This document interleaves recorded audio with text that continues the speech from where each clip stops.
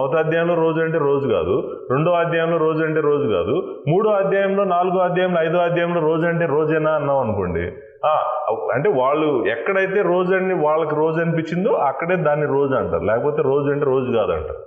Day, రోజు అంటే 1 day, day అంటే డే కాదంటారు. ఎందుకు డే కాదంటారు? వాళ్ళకి ఏదో ప్రాబ్లం ఉంది. ఎవరో అడిగారు నేను, అయ్యో భూమికి నీకు 4.5 బిలియన్ ఇయర్స్ సంవత్సరాలు ఉన్నాయి భూమికి వయసు, నువ్వు దేవుడి వాక్యం ప్రకారం అయితే అంత ఉండదు భూమికి వయసు అని ఎవరో క్వశ్చన్ చేశారు. వాళ్ళని క్వశ్చన్ చేసేటప్పుడు కంగారు పడ్డారు అనమాట. కంగారు పడిపోయి, అవును కదా 4.5 బిలియన్ని ఎట్లా పెట్టాలి ఇక్కడ అంటే ఆ డే కాదు, ఇదేదో సెపరేట్ డే అని చెప్తారు. ఇది ఎలగరైజేషన్ అంటే. జెనిసిస్ 1 and 2ని ఎలగరైజ్ చేశారు. ఇంకా నయం, యాడమ్ అంటే యాడమ్ కాదు.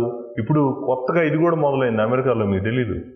హిస్టారికల్ యాడమ్ కనుక్కుందామని ట్రై చేస్తున్నారు. అసలు యాడమ్ అంటే నిజమైన మనిషా, లేకపోతే అదే ఆయన ఒక వ్యక్తిని సూచించేటువంటి ఒక కాన్సెప్టా అనేటువంటి అది కూడా మొదలైంది. ఎందుకంటే ఎలగరైజేషన్.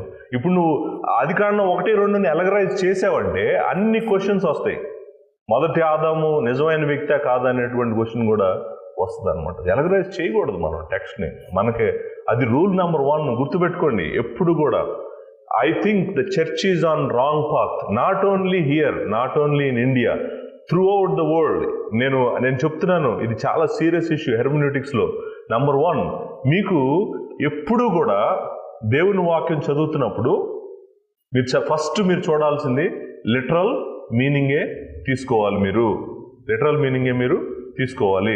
మీరు ఎప్పుడు ఎలగారికల్ మీనింగ్కి, ఆ టెక్స్ట్ వెనకాల ఏదో సంబంధం ఉంది, రోజు అంటే రోజు కాదు, పూటకోళ్ళ ఇల్లు అంటే పూటకోళ్ళ ఇల్లు కాదు, పరమగీత